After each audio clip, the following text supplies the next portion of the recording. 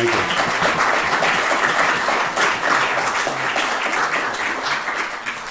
Thank you, Maury. There's good news and there's bad news in this recording situation. The good news is if you are shy, you will not be recorded. The bad news is if you are lusting after an Academy Award, you will not be recorded. This, I hope to be an interesting series of 4 talks. I'm calling it Revolution and Governance, and the first one, as Maury said, is on the 2 American revolutions, the Revolution for Independence and the Revolution of a Constitution. In the last quarter century of the 18th century, the last 25 years of the 18th century, some truly revolutionary events took place. Revolutionary in the sense that they were a sudden and dramatic change from the past, a true revolution. And the roots of these 2 revolutions lay in the United States, in what was then a North American continent dominated by European powers. I've got a bit of a reading list for you. This will be on the recording, the movie later, so we don't need to spend a lot of time on it now. And if there are any questions after the event, questions you think about when you get home, you can always reach me and ask those questions or make those comments. Both are welcome.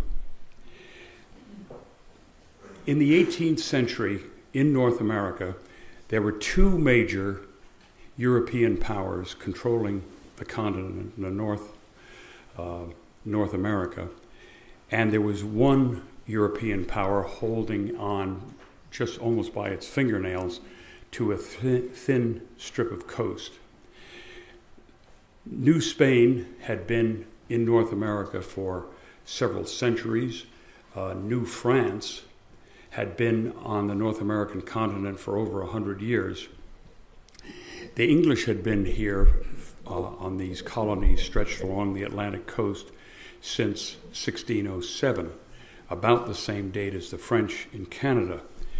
But obviously the English had the minor position on the continent compared to the 2 others. There was a war between England and France starting in the middle of the century. They called it the 7 Years' War. We have called it the French and Indian War. And it resulted in the Treaty of Paris in 1763. And the net result of that war, a war which also took place in India and in Europe as well as in North America, the result of that war was to drive the French out of North America. And what remained of this territory, as you see before, this great expanse from the Appalachian Mountains to the Rocky Mountains and from the subarctic of Canada all the way to the Gulf, was Nouvelle France. And the English completely drove the French out of that. What the English then did, much to the consternation of the American colonists, was to declare everything west of the Appalachians Indian territory. And a number of Americans were restless and were already pushing across the mountains through the gaps, Daniel Boone among them. And they were forbidden by law from settling beyond the mountains, and this was a problem for the colonists, one of the major gripes that they had against the English. One of the several major causes to the American Revolutionary War, the events that incited or induced the colonists to rebel against the mother country.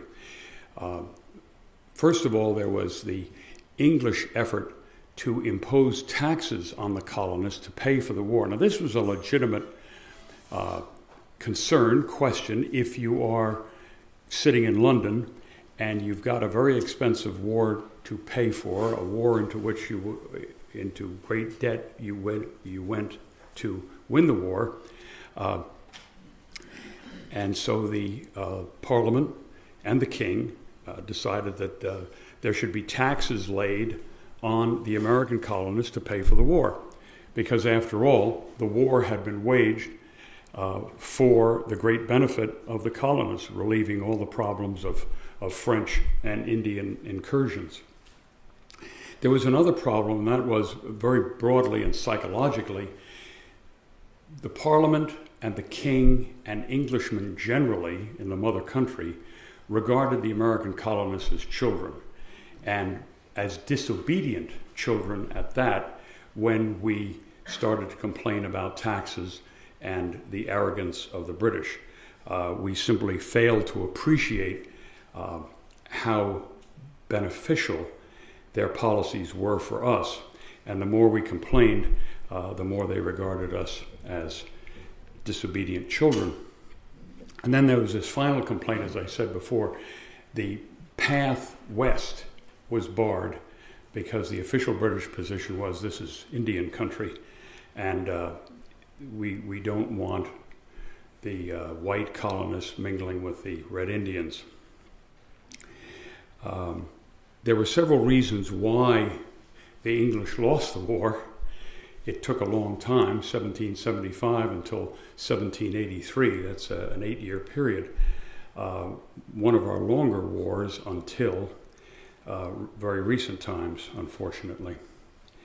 And the major reasons why the English lost was this enormous supply line. They had a 3,000-mile supply line stretching across the Atlantic, an ocean particularly bedeviled by storms and bad weather, high seas, and all the uncertainties of sea transport in the 18th century.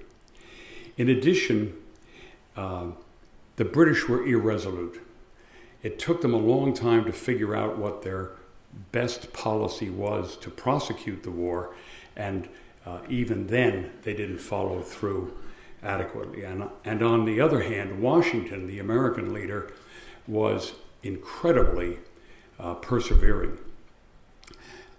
There seemed to be no calamity, no misery, no difficulty that could waver him from his path of resolution and determination to preserve a continental army that was willing and able to defeat the English.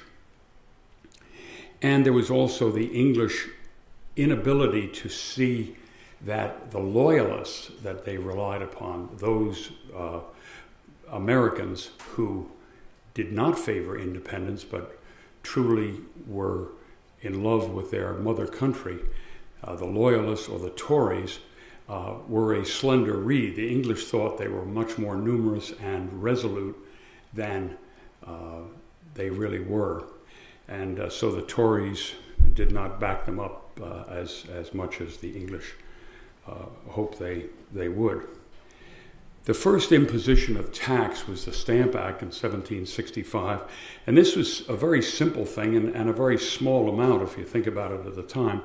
It was a requirement that an official stamp must appear on all legal documents. Without the stamp, they weren't legal. Bills of sale, contracts, newspapers, anything that was official had to have a stamp. The stamp only cost a penny. Now the problem was that in today's purchasing power, that would be at least $1. But at the time it was denominated as just a penny. And there was immediate and violent and negative reaction to this stamp tax imposed by the King and Parliament. Immediately, committees rose up and protested. There was even protests in England against the stamp tax. And so within a year or so, the English withdrew it and then thought better of it and decided to put in a number of smaller nickel and dime taxes that hopefully would raise the same amount of money. But the damage was done. And the cry that went up at the time of the stamp tax was, as we all remember from school, no taxation without representation. The English colonies were not represented in Parliament. There was not anyone to speak for the colonists concerned, because again, the English had this attitude. These people fled the mother country. They went all the way across the sea because they were disgruntled, or they had a different religion, or they were just negative people. And so we know better than they do, and they're just going to have to bear this thing. Well, the colonists were very unhappy, and as I say, even English parliamentarians thought it was unjust that English subjects not be represented, but still have to be taxed. So the British imposed a few other taxes, but then some events intervened. One was the so-called, what we call here, the Boston Massacre. A group of kids in December of 1770 in Boston were throwing snowballs at the English troops who were in the town. And the British became upset at this volley of snowballs coming at them, and they raised their muskets and fired into the crowd of kids and some grown-ups. And one of the first people to fall was a black man named Crispus Attucks, and he became a hero to the Americans, even though he was a Negro, as they called him at that time. So the Boston Massacre, as it became styled, was a significant event. 3 years later, also that was in March of 1770. In December of 1773, the English had imposed a tax on tea. And for a while, there were demonstrations on the Boston waterfront that wouldn't permit the tea to land. And finally, the vessel, there were two vessels bearing the tea in bales from England, were warped alongside of Rose Wharf in Boston. The spot is still there. And at one night, I think it was December 16th, a number of men dressed as Indians, war paint and all of that, went down to Rose Wharf and went aboard the first ship and proceeded to throw the bales of tea into the harbor. And it's said that Boston Harbor had little speckles of tea all over the harbor for weeks afterwards. And this enormously irritated the English. They were just up in arms at this virtual evidence of revolt on the part of these colonists. So they imposed more stringent regulations. They were really tightening the screws, and they came up with what we Americans have been calling ever since the Intolerable Acts. And there were various separate pieces of legislation, 5 in all, which the net effect of which was to, as I say, tighten the screws on the colonists. There was an administrative act which took away all local government from Massachusetts people and Boston folks, the locals. They had quite a bit of autonomy, local authority to institute laws just for the colony of Massachusetts. All that was taken away. There was the Quartering Act, which said, in effect, that we can quarter British soldiers wherever we want in town. Now, in fact, there was not a lot of quartering in individual homes, but that is the way the Americans propagandized it at the time. In fact, most of the soldiers were quartered in warehouses and other large unoccupied buildings. But the principle was, we, the British Parliament, can put our troops wherever we want them, and you're just going to have to put up with it. And not only put up with it, you're going to have to pay for it. There was also the Boston Port Act, which in effect closed the port. Now, Boston then and for many decades thereafter was the leading American port in terms of tonnage, commerce, number of ships, and all that. This closed the port completely. And that was a great hardship to all the merchants in Boston. And finally, there was the Quebec Act. The Quebec Act really didn't apply to Massachusetts, but what it did was it gave French Catholics in Canada much more liberty than they had had before. And America at that time, particularly Massachusetts, which, as we know, was founded by Puritans, was Protestant country. And the fact that Catholics, whom they just despised, could get a break from previously stringent relations in Canada was another insult that was almost too much to bear. Starting in 1774, 1773, the colonists created committees of correspondence. And this is where certain designated individuals in cities were the recipient and the author of local reports on what the situation was locally, and these just flew around it. It was almost like a listserv today, but it had to be all handwritten and hand-carried, of course. But they were in correspondence, keeping each other posted on what was happening in the local communities. This morphed into the Continental Congress. The first one was called in 1774 in Philadelphia, and it met in Carpenter Hall, which became much more famous 2 years hence when we signed the Declaration of Independence there, and later the Constitution. The other thing that was happening was that colonists in individual areas were caching arms and ammunition. This was a revolutionary act. This was a treasonous act to take up arms against the lawful sovereign. They didn't take up arms in that sense, but they cached it in various places, barns and homes and whatnot. That was well known. The caching places were well known to the locals, depending on where they were, and again, they were mostly in Massachusetts.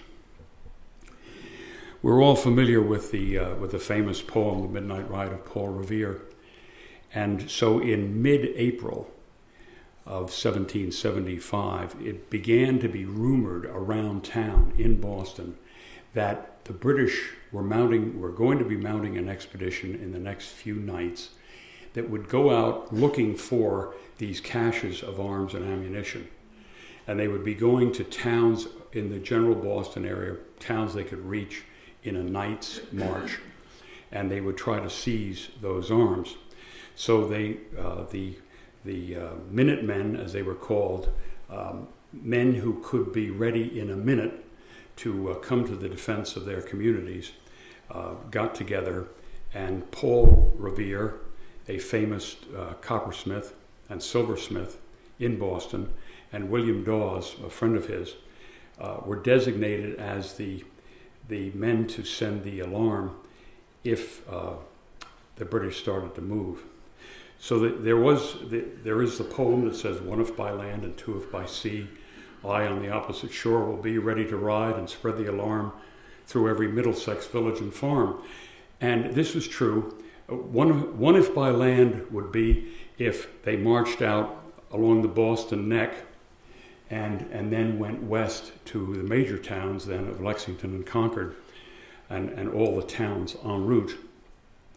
By sea meant that the troops would get into rowboats and be rowed across what was then called Back Bay, just to the west of the Boston Neck, and land at Charlestown and then go overland to those towns.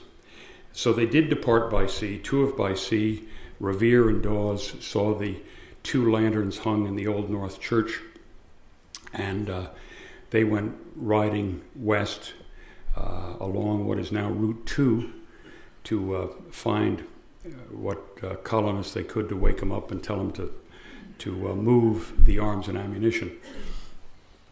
One of the interesting stories is that John Hancock and John Adams, two of the colonial leaders, were sleeping that night in Lexington. And one of the things Revere did was to wake them up and tell them, you better go even further west, get beyond Concord, because these fellows the redcoats are going to capture you if you don't. The redcoats came up on Lexington Green, as we know, around dawn on the 19th of April, and found a ragged line of local militia drawn up. The commander said, "Disperse ye rebels."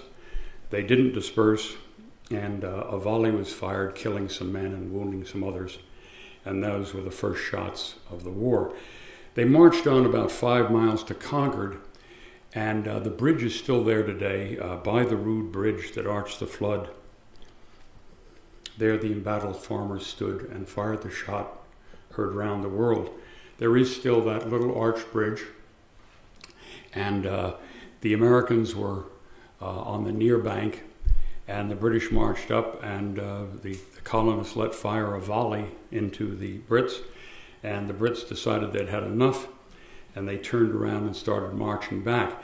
Meantime, the whole countryside was in alarm, and everyone knew the word had passed. People were running back and forth, and so militiamen, Minutemen, began gathering along the route, and as the British attempted to march back in an orderly way, there were these farmers behind walls and behind trees, behind rocks, taking pot shots at them and picking them off. It pretty soon became a rout, a retreat.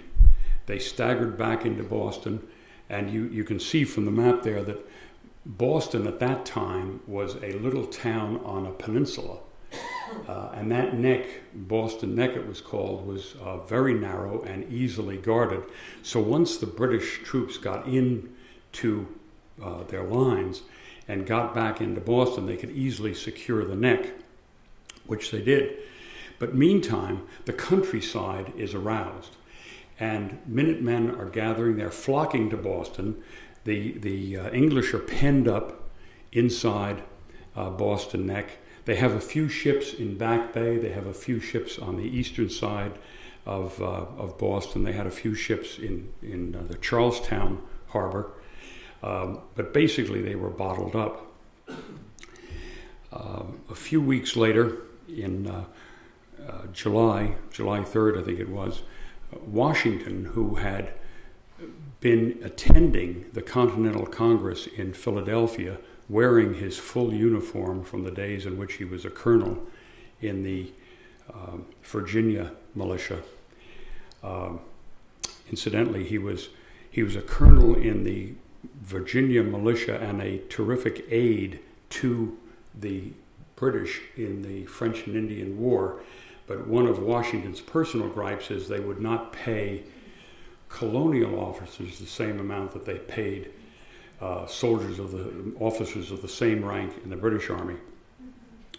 He was designated by the Continental Congress as Commander-in-Chief of all Continental armies. He hurried to Boston, and in July he took command. Meantime, there was this great camp completely surrounding Boston with men from Maine, from Connecticut, from Massachusetts, from New Hampshire, from New York, all camped around and completely blockading the British, but it was a stalemate, and they just couldn't move them out of there. Neither side had the muscle to get the other to move. But then Henry Knox, who was a great friend of Washington's, remembered that we had captured Fort Ticonderoga in May of that year, shortly after the rout of the British at Concord. And so over the autumn and winter of 1775 and 1776,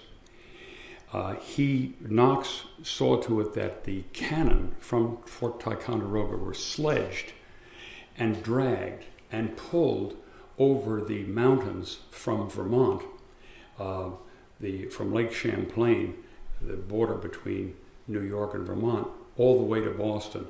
And it was a tortuous campaign that brought these cannon to Boston, but they arrived in early March.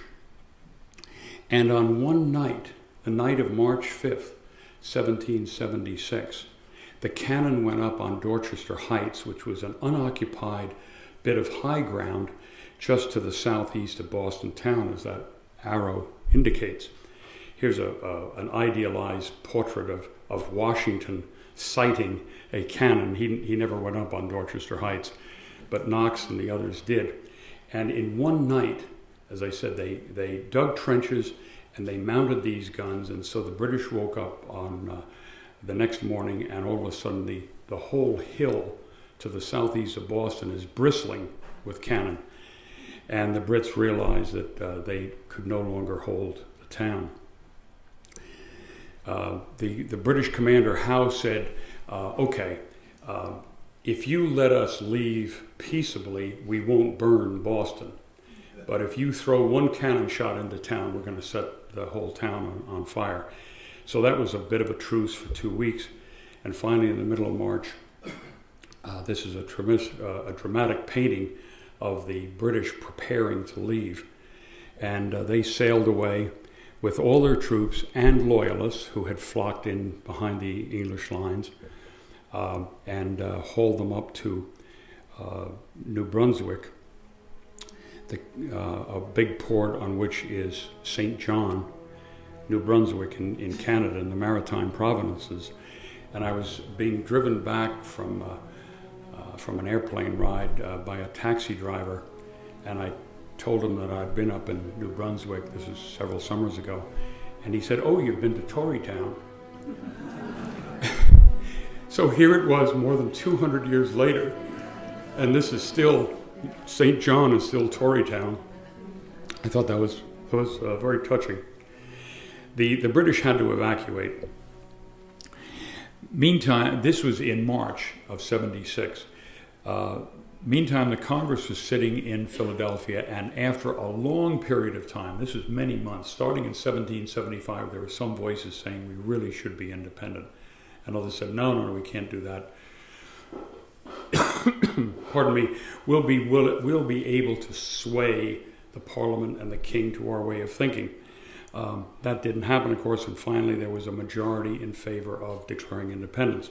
We all know that story. And Jefferson was the key author, along with Franklin and Adams, and they laid their draft on the table in front of John Hancock. And on July 4th of 76, it was adopted with these revolutionary words. We hold these truths to be self-evident. We don't have to argue about them. Everybody knows them. They are self-evident that all men are created equal and endowed by the Creator with certain inalienable rights.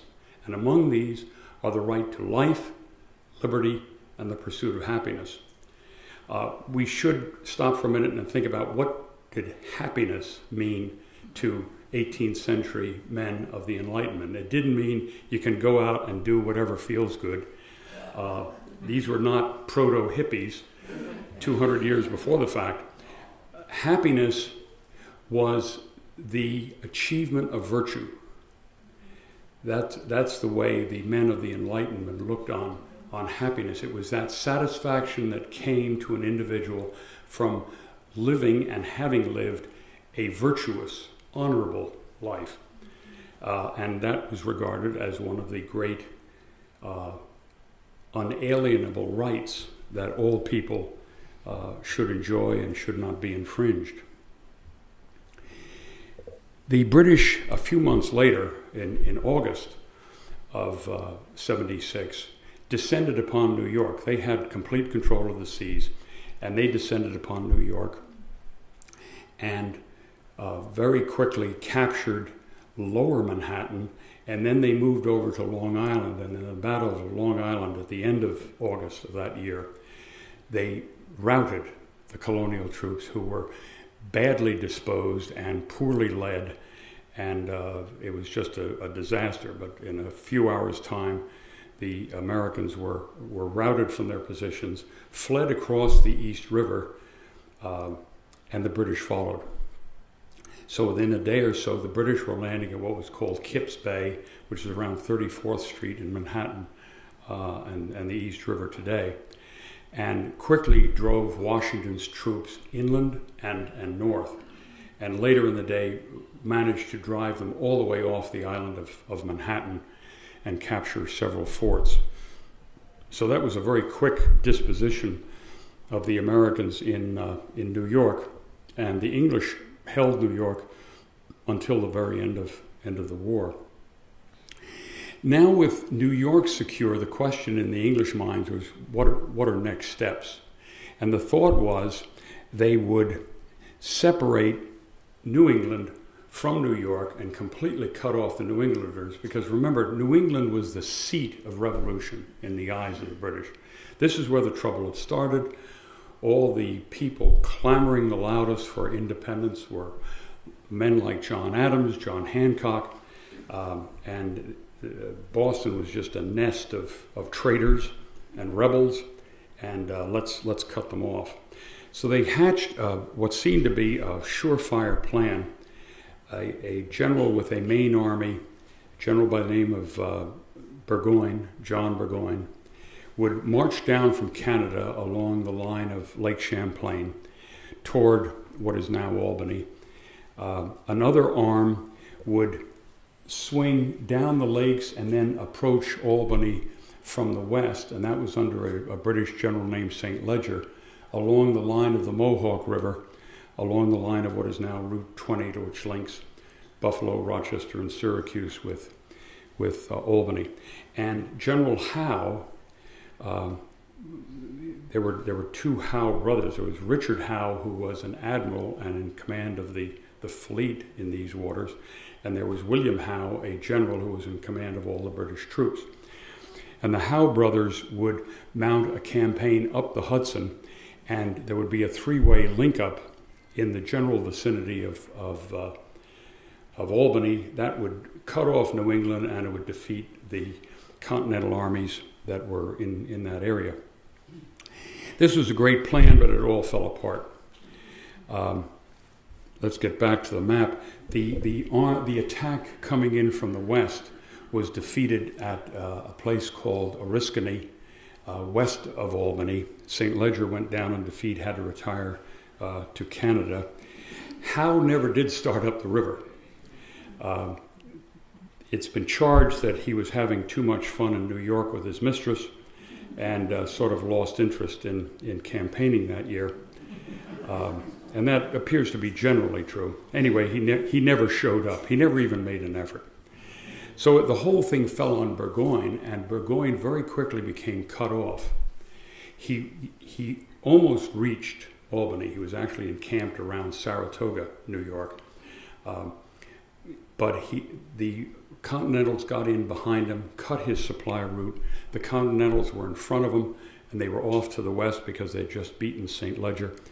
So in effect, Burgoyne was surrounded. There were two sharp fights that spelled his fate. The American general in charge was named Horatio Gates, and I have a picture of him. He's in the middle there. And Horatio Gates was pretty much a figurehead. He was in command, but the real burden was carried by a young colonel by the name of Benedict Arnold, who fought valiantly. He was severely wounded in the first fight in his leg, but a wound he carried all his life, and he had a severe limp for the rest of his days.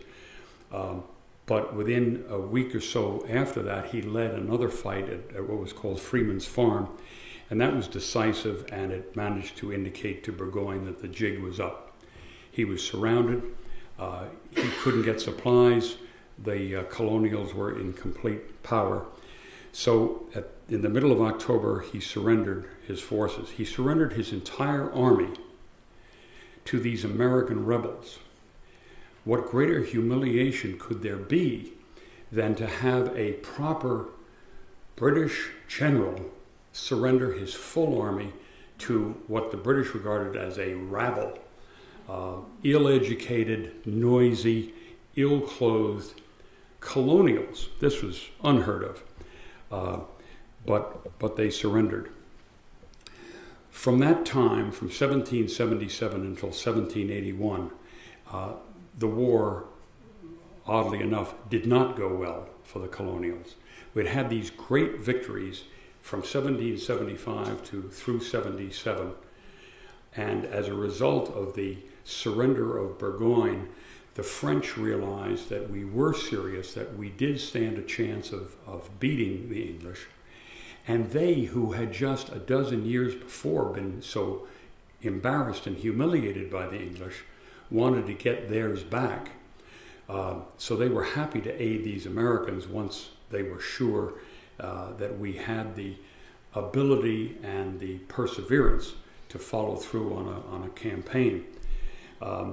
So the French in early 1778 came in on our side with a full treaty negotiated by Ben Franklin. But beyond that, there was very little to write home about in the period 1777 into the midsummer of 1781. In that period, Benedict Arnold turned traitor, tried to turn West Point over to the English. He was forced to flee. We kept West Point, but we lost a very talented general who then went over to the other side and caused a great deal of damage to our cause. At sea, the Americans were very successful, and surprisingly so. And the United States Navy dates its founding to 1775, when John Barry was commissioned as a commander of a sloop in Philadelphia. One of the real heroes at sea was John Paul Jones. He took a ship in 1778 that had been built by the French, but was now little more than a hulk. It was riddled with worms. It was full of holes. It was practically sinking. It was patched up a little bit, and he gave it the name of Bonhomme Richard.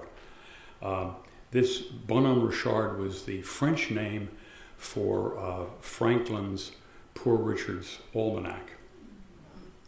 So the ship, the original name, I forgot what it was a French ship, was now called the Bonhomme Richard, and Jones took her on a cruise around the British Isles, starting on the west coast of Britain and up through the Irish Sea between Ireland and England, and then over the top around Scotland, coming down along the east coast, and off Flamborough Head, ran into a British convoy of two warships, one of which was the Serapis.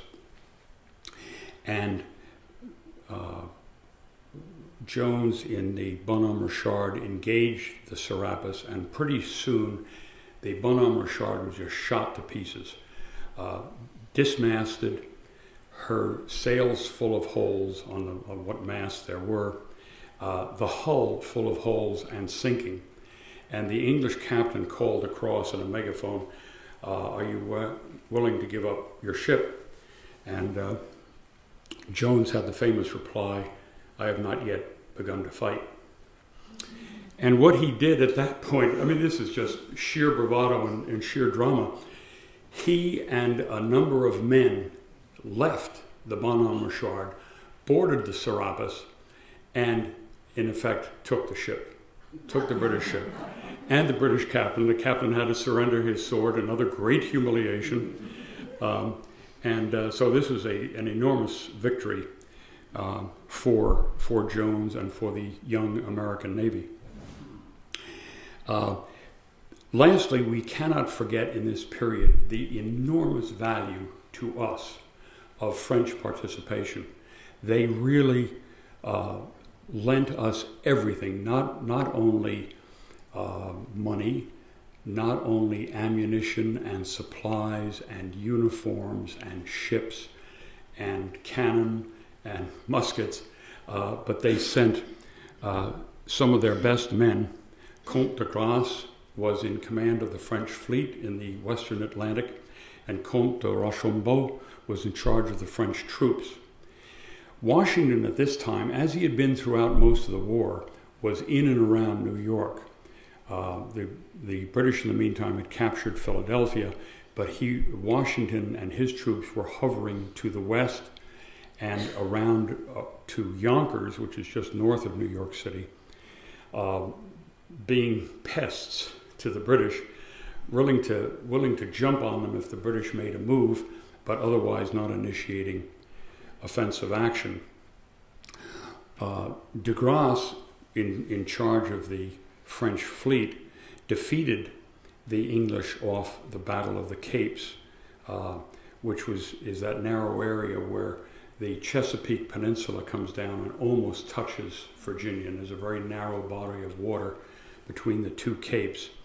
And in that very strategic position, de Grasse defeated the English fleet in the Battle of the Capes.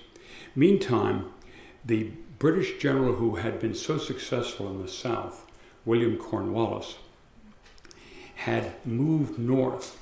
There was an American, I regret to say no relation, by the name of Nathaniel Greene, who was very successful against the British in the South, and after taking a few defeats, turned around and defeated Cornwallis significantly.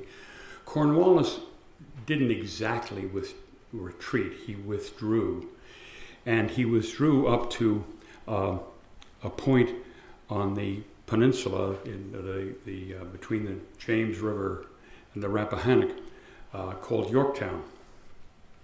And he dug in around Yorktown, and he was pleading with Clinton, who was the general, now the British general in New York, to send more troops and or send a navy down and bring him off. Well, Clinton sent the navy down. That was what was defeated at the Battle of the Capes. And all of a sudden, Cornwallis was bottled up in Yorktown. And there was some perfunctory fighting, but generally it was clear to Cornwallis and everybody else that he was completely surrounded and he had no way of coming off that ground, so that he was not going to be rescued. And finally, he agreed to surrender terms, and on the appointed day paraded out, except he pleaded sickness. He said, "I've really got a sore throat and a runny nose, and I can't make this ceremony."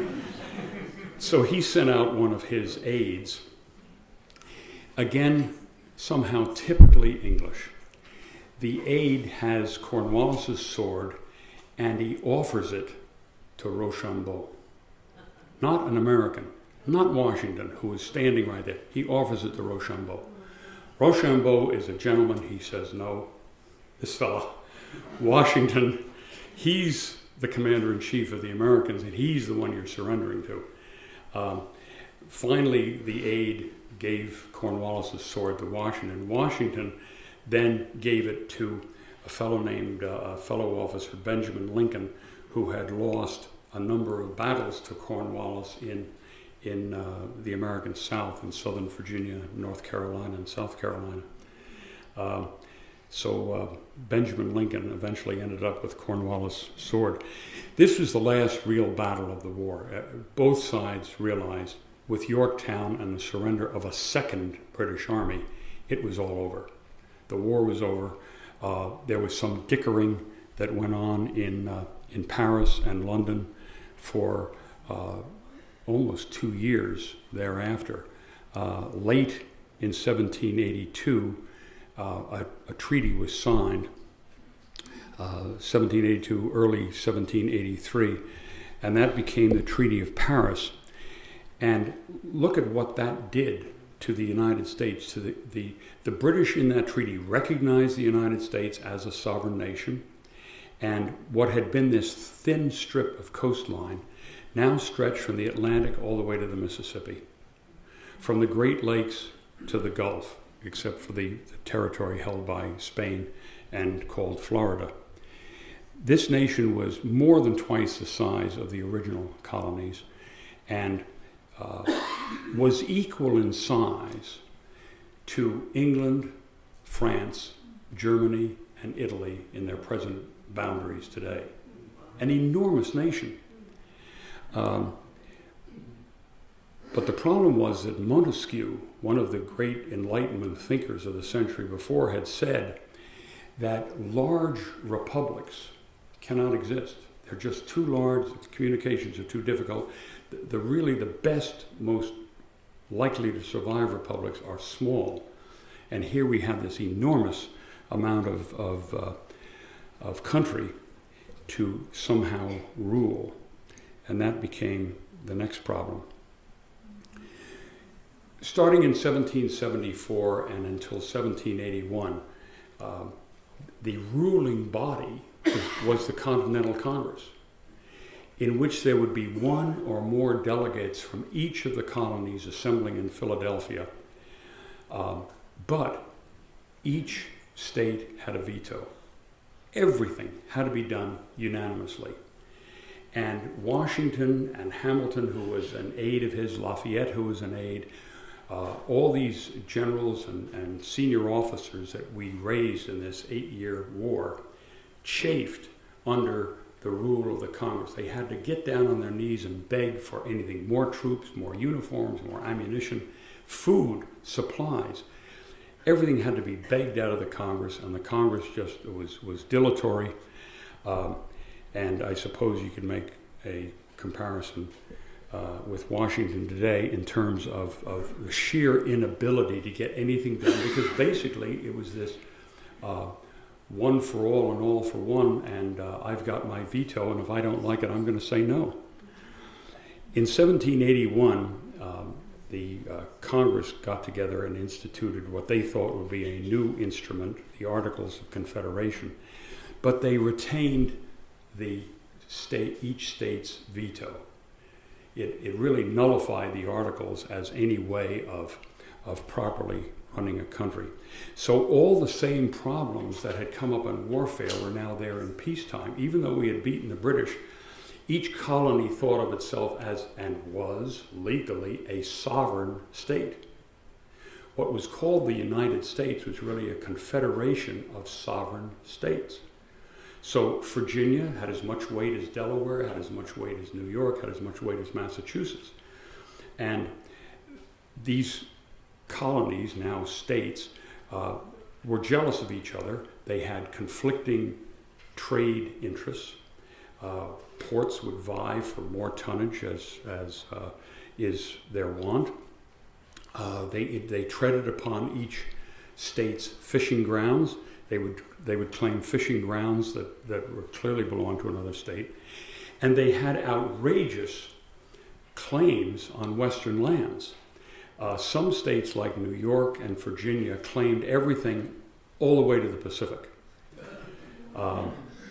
Nobody knew what lay between the Mississippi and the Pacific, as you remember from our talks last year about Lewis and Clark, but they claimed it anyway.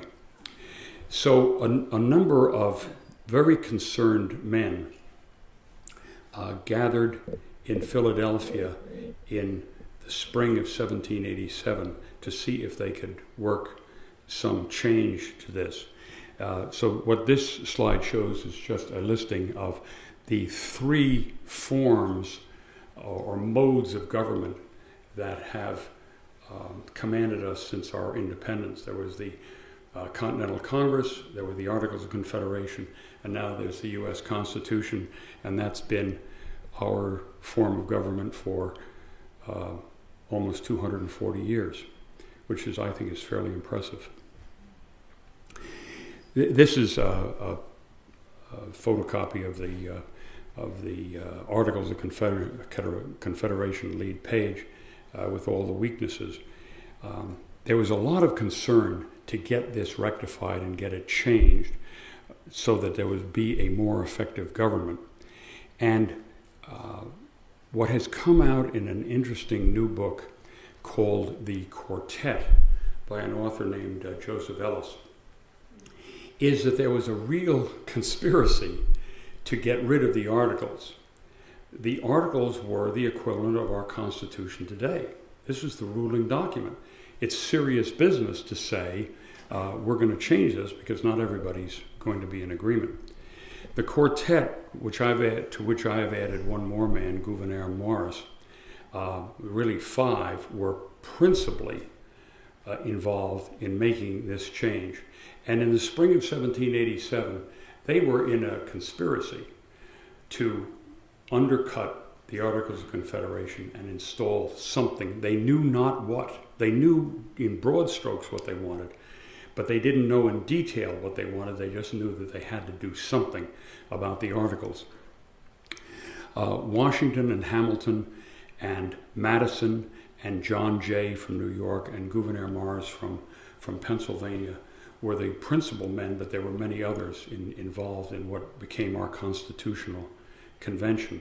Madison was the leader in the sense that he was on the spot in Philadelphia and in correspondence with Washington, with Hamilton, with others, and they were working to see if they could get the most favorable members of this convention.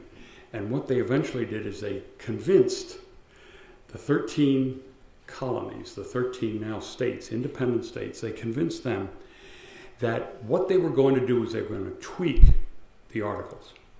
The Articles were bad, everyone agreed to that. Let's make some changes. Let's call a convention. We're going to get together on May 15th in Philadelphia, and we're going to offer to you, the sovereign states, our recommended changes that will make the Articles a more effective instrument of government. They first began to gather, Madison was the first to gather on May 15th in Philadelphia, and the others gradually followed. Took a while because of transportation. Meantime, while this was going on and all the difficulties between the states, there was one other thing that happened that spring, and that was Shays' Rebellion. And Shay was a Western Massachusetts farmer. Shays, plural, was a Western Massachusetts farmer and a veteran of the Revolutionary War, and he was really unhappy. He was not getting his pension payments. Crops were not good, and he was practically bankrupt. His family was starving. He was starving, and he raised a rebellion. It only lasted about 2 or 3 days, and was just in the nick of time put down without bloodshed by the militia in Western Massachusetts. But it threw a scare into these men who were just about to meet in Philadelphia, because this was what they feared, what they called the rabble, the mob, emotionally driven people, not of their class, not well educated, just unhappy and negative and destructive. And so in the midst of trying to structure a constitution that took care of all the ills of the Confederation, the Articles, they had to deal with what they thought of as the mob. So yeah, democracy is great, but if we create a form of government that then the mob can take over, where are we? So this was something that was Shays' Rebellion was very much in the back of their minds as they gathered in Philadelphia. Madison was on the ground first and was checking to see which people had signed up to come, which people actually showed up, and he was writing to Washington, who was really not too far away in Virginia, but still a good week's ride away, writing to Washington and saying, it's looking like we're going to have a pretty good convention. There were basically 3 groups. There are people that Washington and Madison called the Radicals, and included themselves among it. The Radicals were the ones who wanted a complete overthrow and a new document, a new constitution. The moderates looked for serious changes to the Articles, but let's retain the Articles and this one state, one vote rule. And then the true conservatives were opposed to any change of the Articles, and Madison was happy to see that the conservatives were staying away. They just didn't come. So basically the Constitutional Convention, there were about 55 men attending the convention through 4 months of summer in Philadelphia that year, were basically radicals who wanted a complete sea change, or at least moderates who were willing to listen to change. And so this was the development that caused Madison to write Washington and say, okay, you can come on now, because there's a reasonable chance we're going to be able to get something done in Philadelphia. In the very first days, Gouverneur Morris from Pennsylvania introduced what later became the Virginia Plan. The Virginia plan was for a bicameral legislature, 2 houses, a strong executive, and what they called an independent judiciary. Well, that's what we have today with modifications. That was the Virginia plan, and that was almost the first thing proposed. 2 other things were taken on that first day, and that was Robert Morris nominated George Washington as president of the convention, the presiding officer. And this, of course, was in recognition of the enormous respect with which Washington was held at the time, and later, of course.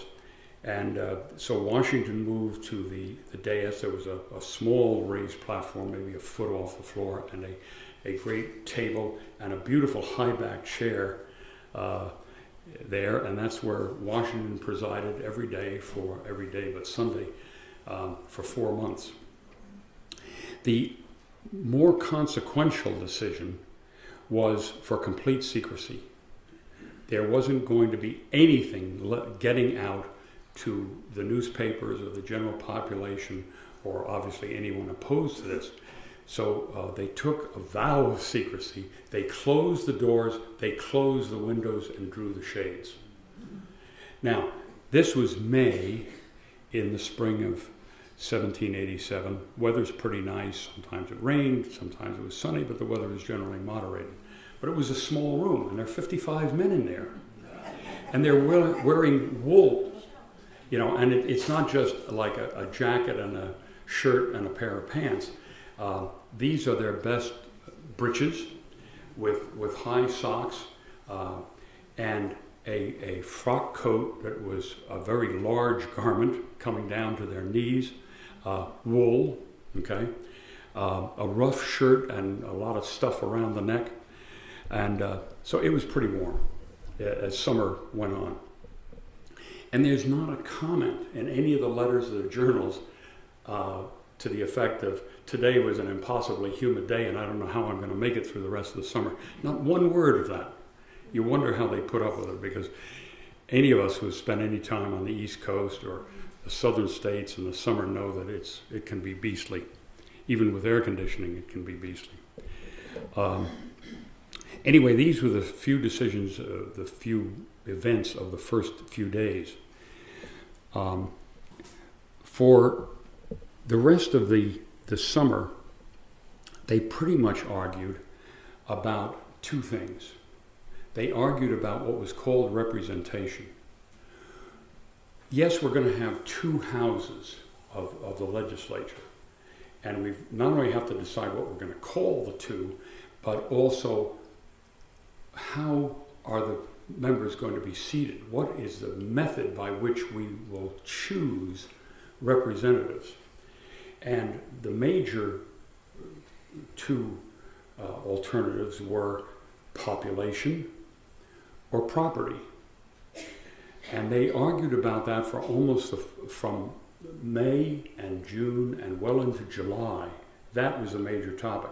The other topic, which lingered on almost to the very end, as we shall see, was the nature of the presidential office, the chief executive, and how was the chief executive to be chosen. So most of the trouble for the difficulty for the first several months was this question of representation. And Madison was absolutely insistent that both houses be done on the basis of population. And there were many states, smaller states like Delaware. Rhode Island never attended. Rhode Island did not ratify the Constitution until 1790, after we had a government. They just didn't want to have any part of it.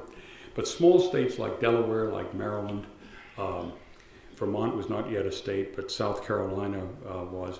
The smaller states feared that if it were a population-dominated government, they'd just be out of it, and the big states would lean on them and have everything their own way. The interesting thing is that almost as soon as they adopted the compromise that ended up with a Senate based on representation of the states versus a House of Representatives based on population, the proposed or alleged or anticipated controversy between big states and small states vanished. It simply isn't something that from 1788 to the present day, big states versus small states is not something we concern ourselves with. It's a tribute in a way to which the government was set up, that there was this compromise. It was initiated by Roger Sherman from Connecticut, and he cut through this business where they were arguing about how they were going to possibly apportion representation, and he cut through and he said, let's make the Senate 1 or 2 or 3 delegates from each state and a House of Representatives on population. And that's what won the day. The other concerns about population, and this is where the question of slavery first raised its head and became very embittering and very serious all the way through the summer. The Southern delegates from Maryland south were basically the states where slaves were held, even though slaves were nowhere near as large a part of the population as they later became in the middle years of the 19th century. But still, the southern states were insistent that in some way slavery had to be recognized in the representation that we, the states, had in this House of Representatives and in the Senate, because they hadn't yet made the Connecticut Compromise. So the southern states were insistent that every one of their slaves would be recognized for purposes of representation. And there were many in the North who were saying, of course you can't do that. That's absurd. These people are slaves. They're not citizens. By your own wording, they are not citizens. And so the Southern delegates said, well, let's do representation on the basis of property. So let's tote up the value of all the property in each of the states, land, personal property, and slaves. They were property. And that we'll do it that way. Fortunately, property was not the basis on which representation was apportioned. And the only way they got around the Southern insistence was the so-called 3/5 compromise. So it's written into the Constitution. It was repealed by the 13th Amendment in 1866. But until that point, representation was determined by the number of citizens in each state plus 3/5, 60% of all the slaves in any given state. Well, all the northern states by that time had manumitted their slaves, given them their freedom. And so it was the southern states that had the benefit of that argument. So it led to the first of the many hideous examples of the fighting that later culminated in the Civil War.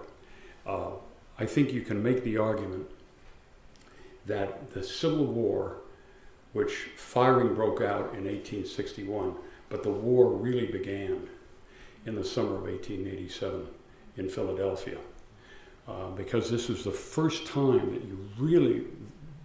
the representatives from the non-slave states and the representatives from the slave states really had to grapple with this question of where do our slaves stand.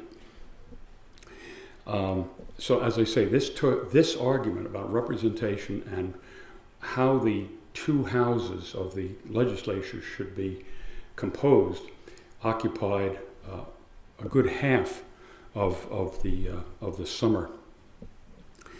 As I say, slavery was an enormous issue, and the Constitution finally adopted and included a clause which prohibited import of slaves after 1808. But the southern states continued to smuggle slaves in, and that was a complete distortion of any sort of democratic rule. The arguments continued They created, the convention created at the end of July and early August. The whole convention took a break, and there was one delegate from each state sent to form a committee on detail. And this committee on detail talked about not only the form, how many articles, what should be included in each of the articles, but wrestled with all the decisions that had been made up to that point, and try to put it into some manageable form that could be intelligently discussed. So arguments again resumed after about August 5th or 6th of that summer, and a lot of the arguments at that time, from those days until the next month, until almost the middle of September, revolved about the presidency, or the chief executive, as the office was called at that time. So the problem was, should the chief executive be one or multiple persons? Should the chief executive be an individual or a committee? What should be the term? And in some cases, as a matter of fact, all the way through the summer, it was pretty much agreed, almost to the last minute, it was pretty much agreed the president would have a 6 or 7 year term, would be an individual, and would be chosen by the legislature. The president would be voted on by the Senate and the House of Representatives together, in effect, a parliamentary form of government. The leader although they didn't think in terms of parties, but it would have turned out that the leader of the largest party in both houses would be the president of the United States. And that debate seesawed. They argued about 4 years, 7 years, 6 years, 8 years, life. In some cases, it was proposed the president should be elected for life. None of these things finally passed, of course, and we ended up with a 4-year term, and that was what was voted on the very last days of the convention. But these other issues continued to fester. Another question was, how should the president be elected? As I say, should he be chosen by the Congress? Should he be chosen by the people? Well, yes, the people, but my goodness, the people can be a big mob. Do we want this? And so one of the another last minute change or proposal was that this very interesting and novel electoral college would be created, whereby the voters would vote for electors. And they didn't have any idea of parties at the time, but it was thought that there'd be several slates of electors, and whatever slate one in each state would go to the state capital and register its vote among all the electors for a president and a vice president. Later that got refined, but the Electoral College came out of this fear that was created by Shays' Rebellion and just the general feeling that, yes, we believe in democracy, but we can't have too much of it because these people will go crazy if we don't watch out. There's a famous incident. This is a true situation that it's an apocryphal story, but allegedly it took place in the early 1790s, and Jefferson had gone to Washington, a social visit, and they were having tea together, and Washington took his tea from the pot and poured a bit into the saucer, and then from the saucer poured it into a cup. And Jefferson said, "Mr. President, why are you doing it that way?" And Washington said, "To cool the tea."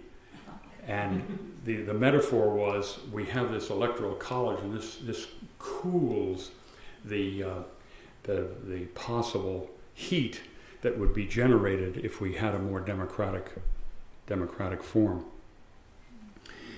We come down to the last days of the convention, I'm getting ahead of myself here.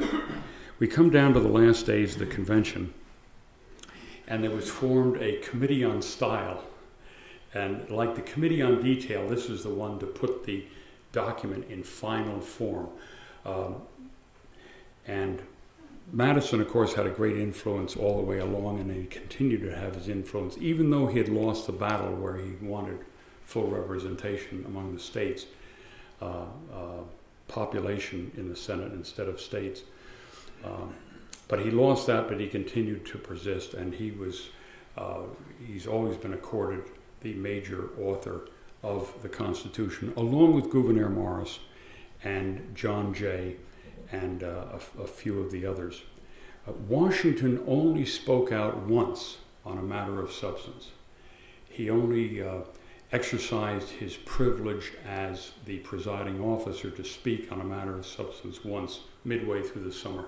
Other than that, he sat in great dignity and presided, kept order, even though things got pretty hot. I mean, there were times, again, getting back to the earlier part of the summer, where so much of the debate was the role of slaves and the representation in the various states. And some of the delegates from the South, particularly South Carolina, surprise, was threatening to walk out. We're not going to put up with this unless you give us some break on this question of slaves. And they were ready to go. So this is the first of many times in our history, right up until 1865, where the South said, if necessary, we'll boycott this whole thing because it isn't to our liking. But coming down to the middle days of September, they finally had agreement on the chief executive and his term in office and how he would be elected. And they had final agreement on the legislature, and that was, as I say, these two houses, the Senate provided by the states, the House provided by popular election. And they were ready to go. And so on September 17th of 1787, almost exactly 4 months after the opening date of May 15th, the Constitution was adopted, and one delegate from each state, in many cases multiple delegates, they all signed, marched up to the table in front of Washington and put their pen to the document, which was the Constitution. Gouverneur Morris wrote the preamble. The preamble originally said, "We, the people of the United States of America," and then proceeded to name each of the states. Massachusetts, Vermont, New Hampshire, Connecticut, New York, etc., all the way down. He said, "We, the people." Forgot all this mention of the states, and that's critical. And then in this wonderfully 18th century, beautifully clear English, laid out the principles of this Constitution. Why is it that we sat through this long summer? Why did we institute this Constitution? And that's all laid out in the preamble here. And therefore we do ordain and establish this Constitution for the United States of America. Now the problem was to get it adopted. Well, they had taken account of that. So one of the discussions during that summer was, well, sure, we can write up a Constitution, but then how does it get ratified? And it was decided that each state would take a vote. A separate convention would be established in each state, and that convention would take a vote on whether that state would adopt the Constitution or not. Now, this was a big hurdle. Now, the success was that these men, who were enormously respected as a general proposition, but in particular had certain animosities and certain complaints on the part of other states to their participation. These men who formed the convention, and principally the leaders like Washington and Jay and Hamilton and Madison, were able to talk the states into saying, okay, each of you have a convention, and we want each state to vote up or down, yes or no, on a constitution.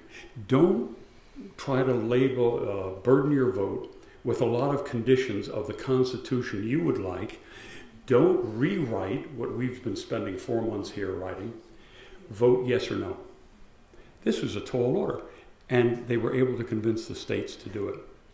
Truly extraordinary. Now some states said, and there was a certain rumbling under the surface all summer, even within the Constitutional Convention, that you're not saying anything in this document about individual rights, and we should have that. And the members of the convention said, well, we think the document is sound as it stands. There's no chance here that the federal government, which is above the government of the states, there's no way that we are ever going to get overweening in our power, because the states will always be there to check us. But some members, some people in the citizenry said, no, we really need a Bill of Rights. So some states said, okay, yeah, we're voting yes, but on the condition that as soon as possible you write a Bill of Rights. So the vote went to the states, and a principal document which was used to persuade the voters of New York State to adopt the Constitution was called the Federalist Papers. And this was written by 3 men separately. There were some, what do I say here, 88, 85 articles, separate documents written in support of the Constitution, principally written by Madison, but Alexander Hamilton and John Jay also wrote a number of articles, pieces of the Federalists on their own. And the Federalists went into each of the articles of the Constitution and said why it was adopted and what the reasons for it and why this was better than alternatives which they listed.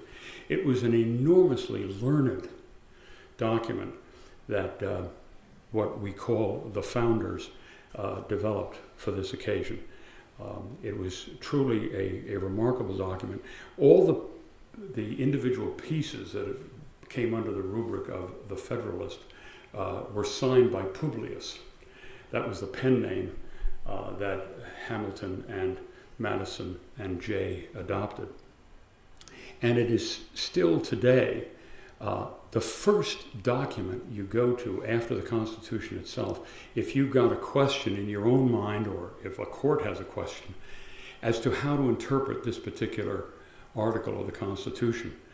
The Federalist was only for the voters of New York, but it was enormously influential later in terms of constitutional interpretation.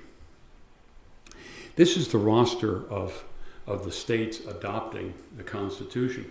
Now, again, the delegates in Philadelphia said, and this was, of course, a violation of the Articles of Confederation, that they said when 9 of the 13 states have adopted, this Constitution will go into effect. This whole exercise of Constitution writing had an enormous amount of chutzpah behind it, because they not only went to Philadelphia under false pretenses, saying, oh yeah, we're just going to tweak these articles, make them a little better, and then completely threw it out from day one and said our job is going to be to rewrite this whole nasty business. And then they dictate to the states the process whereby the states will adopt it, and the states went along with it. And then they say, as soon as 9 ratify, then it binds everyone. That was pretty remarkable. And the interesting thing is that 2 of the biggest states, New York and Virginia, voted after 9 had ratified it. So just by a matter of days, as you can see, but everyone was concerned. How were New York and Virginia going to go? And they could sink or swim with this Constitution, depending on how they went. And 9 others got in there. And again, the members of the convention were very smart, because when they got back home, they talked among their friends and the powers that be locally at home. And they picked states that they thought were in favor to begin with and would ratify early, so there'd be a momentum built up in favor of the Constitution. And that's what happened. So in 1788, slightly more than a year after this, actually less than a year after this Constitution was adopted and signed, it was ratified. And the first Congress actually started to gather in December of 1788. So meetings of the U.S. Congress, the Senate and the House, are dated from December of 1788. But traveling was so slow, and of course it was wintertime now, and so roads were a mess. And it took probably well into February, I believe, before there was even a quorum in either the Senate or the House so that it could meet and take up official business. And Washington, of course, was inaugurated at the end of April in 1789. And as they say here, the great experiment begins. This was one of the great revolutionary things about our adoption of a Constitution. Not only was the Constitution itself revolutionary in the sense that a group of men sat down and said, we are going to create a government. We've got this ramshackly thing called the Articles of Confederation, but we have to remake that, and we are going to invent a government. Not only that, but as I will try to contrast it with the segment on the French Revolution in 2 weeks, they quarreled, but they never came to blows. Nobody lost a drop of blood in the adoption of this Constitution. It was argued out, it was reasoned out, persuasion, rhetoric. Every peaceful, rational effort was made to persuade the other fellow to come along with whatever the view was that you were espousing. But there was no bloodshed in adopting this Constitution, and it's endured, with slight amendment, for 240 years. I think that's a remarkable achievement for something that came out of the age of enlightenment, the age of rationality and reason. But you have to ask yourself, and by answering these rhetorical questions, you realize that we are still an experiment. This nation, our Constitution, our form of government, is a continuing and ongoing experiment to address the proposition, as Lincoln said in the Gettysburg Address, whether any nation so conceived and so dedicated can long endure. So thank you very much.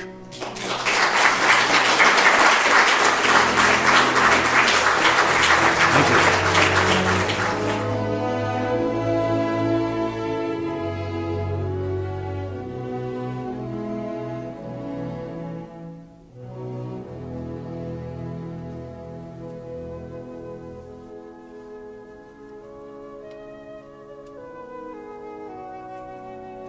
Why was Philadelphia chosen for the Constitutional Convention? Primarily because there was a history of the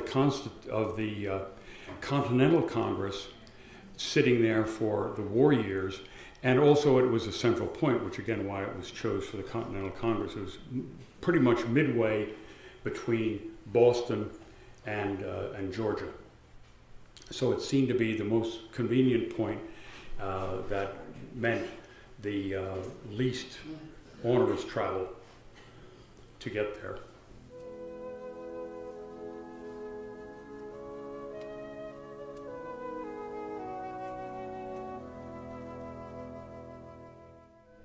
That's a good question. Could we have won the Revolutionary War without the French? I would say yes, because the English had this enormously long supply line that kept delaying everything.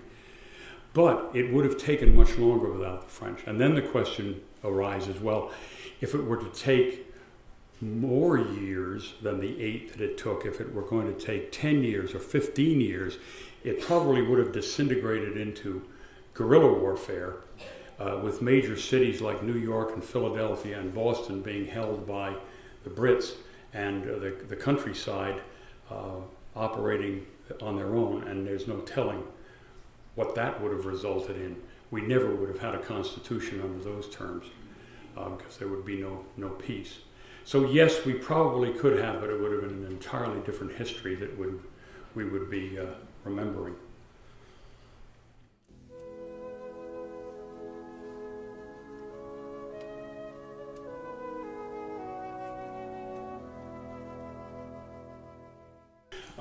They were calculating on the population of each state, but they didn't know what that was. The Constitution requires a census to be taken every 10 years, and the first year that was going to be taken was 1790. So the best they had were guesstimates as to what the population was. In some more sophisticated and grown-up communities, they had tax rolls and all this sort of paraphernalia, and they could pretty much count noses. But in the estimation, were they counting women and children? Yes, they were. They were counting the whole population of a state, even though women and children did not have the vote. I mean, children still don't. But women over the age of 21 had no vote. There was that terrible anomaly again. Slaves, 3/5 of them, 60% of slaves, were counted as population, but couldn't vote. Women were calculated as population, but they weren't given the vote until when? 1920.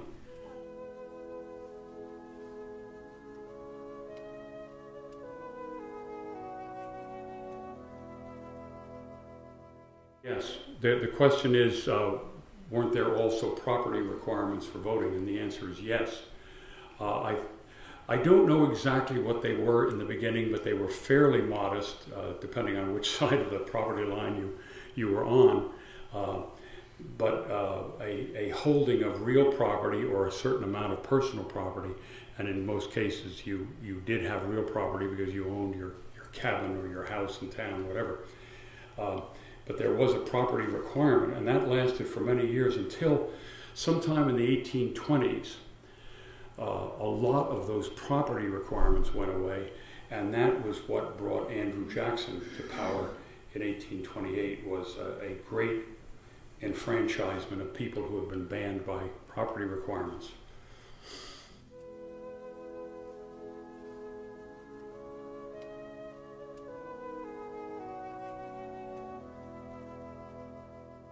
He did have a very great role, and an impressive role. He came over in 1776, I believe it was, and quickly became an aide de camp to George Washington. And there grew up this marvelous relationship between Washington as his father. Lafayette's father had died when he was a young child. So Lafayette looked to Washington as his father, and Washington looked to Lafayette as the son he never had. And so actually later there was a son, but Washington was extraordinarily close to Lafayette in this really paternal relationship. And Lafayette, after the war, went back to France and then was a significant participant in the early years of the French Revolution, just a few years after the U.S. adopted the Constitution. Then he fell into disfavor because he was regarded as being too friendly to the king. I'm going to cover this in 2 weeks. He was captured by the Austrians. But then there's this wonderful occasion. He came back to the United States in 1825. And this was the 49th year since our Declaration of Independence. And he was here in 1826, which was the half century of our independence. And early in the year, he visited both Adams and Jefferson, very old men, almost literally on their deathbeds at this point. And Lafayette took a triumphant tour of the United States. He was feted everywhere he went in the United States. And he did call on these two wonderful old firebrands, whom he had known when he was a young man, 50 years before, truly stirring. But he played a significant role in our independence because as an aide to Washington, he was a great help to Washington, and he was also a conduit back to France, telling his friends in France what the U.S. was doing and how we were doing it.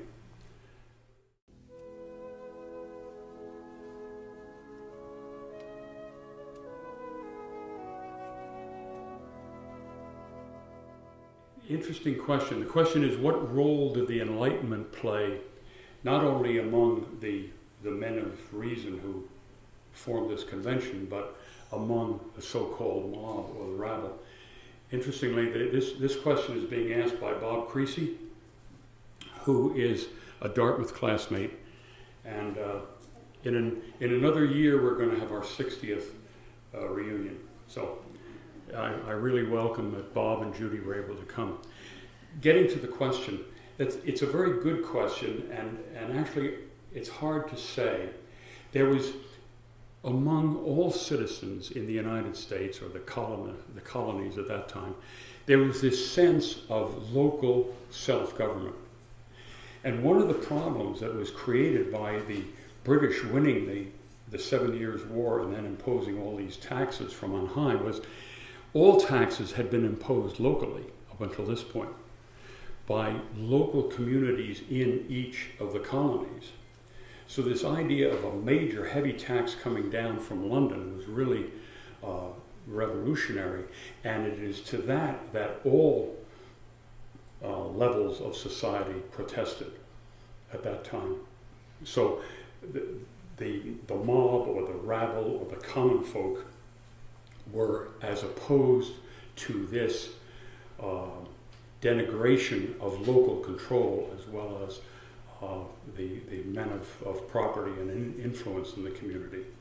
But it was principally this small number, relatively small number of highly educated men who were following the teachings of the Enlightenment, the encyclopedists led by Diderot and John Locke and Montesquieu, these men who had enunciated all the principles of the Enlightenment. So the local folk, to answer your question, played a role, but it was a role of political and street pressure rather than enlightened discourse on very high-level subjects. I had a note in earlier when I was talking about, I didn't mention, but I had a note about Sons of Liberty and Tar and Feathers.